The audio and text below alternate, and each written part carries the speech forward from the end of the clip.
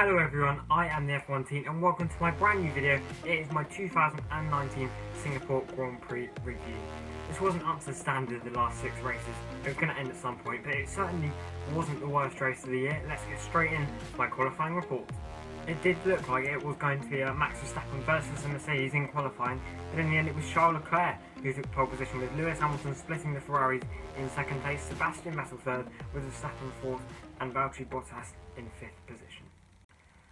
So everyone except Carlos Sainz started cleanly, and it was only turn 5 when Sainz did hit an issue, having an accident with Nico Hülkenberg and then gaining a puncture.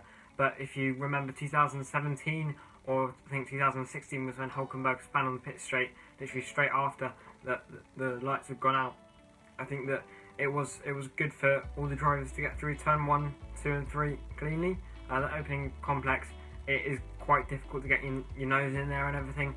I think it might have been George Russell who got a bit of damage there as well, or Kubica got a tiny bit of damage at turn 1, got hit, but in the end there were no real issues caused. The top 6 stayed in the same order up until the pit stop when Vettel undercut Charles Leclerc, which it didn't surprise me, I guess, because Ferrari did have to cover off Vettel, off Verstappen, sorry, but I don't think that I think that Charles Leclerc is fair in wondering why they did it. He was the lead car, he was in the lead of the race. Surely he would get priority in the pit stop phase.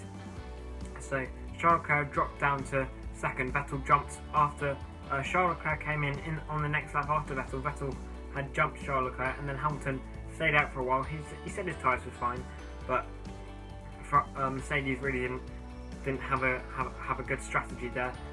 James Vowles, it was another Valtteri, it's James, and needed to do a 48.8, so telling Bottas he had to slow down and make sure he didn't come out in front of Hamilton, which I think, again, I see why Mercedes did this for the sake of Hamilton's championship.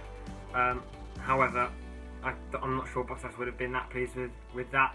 Inside and externally on the radio, he seemed absolutely fine with it, but I think that there would have been some doubts on his side from that call. Meanwhile, when Mercedes left Hamilton out, he was actually overtaken by Verstappen as well, so that left Team Mercedes 4th and 5th. That really wasn't good at all for Mercedes. Other incidents in the race included George Russell being quite literally eliminated by Romain Grosjean, like an F1 2019 online player and unranked. And Racing Point had an awful couple of laps, with both cars losing any chance of points after a puncture for Lance Stroll and an engine failure for Sergio Perez. So really not a good race for Racing Point. So your top 5 for the Singapore Grand Prix. Sebastian Vettel did indeed win the race. With Singapore, there's really not that much chance to overtake, and it was Vettel who prevailed in the end. Leclerc second, understandably furious. Verstappen came third with a really good, another solid drive. He's really turning it on this year with Red Bull, and if he does get a couple more wins, I can't see it happening anywhere other than really in Mexico and maybe Abu Dhabi, with those being more suited to the Red Bull car, other than obviously the straights in the Red Bull in Abu Dhabi. So it's going to be hard for Verstappen to win any more races, but again, Red Bull are from Mexico, and you never know what Red Bull are going to bring up. It was Lewis Hamilton who finished 4th and Valtteri Bottas in 5th. My driver of the day for the Singapore Grand Prix, Sebastian Vettel. He did well to clear the traffic and stay ahead of Leclerc on, as I said, it was a tight track. There wasn't really much tries this week. There weren't any real standout performances. It's good to see Vettel starting to begin, hopefully, for the sport to come back to where he was in his Red Bull days, and during the first half of last season he was really quite strong. Hopefully it'll be a better race next week in Russia. I can't see it happening.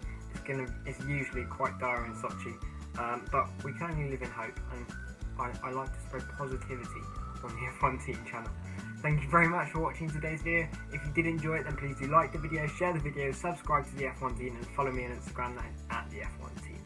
I hope that you have a great rest of your day, and I will see you in the next one.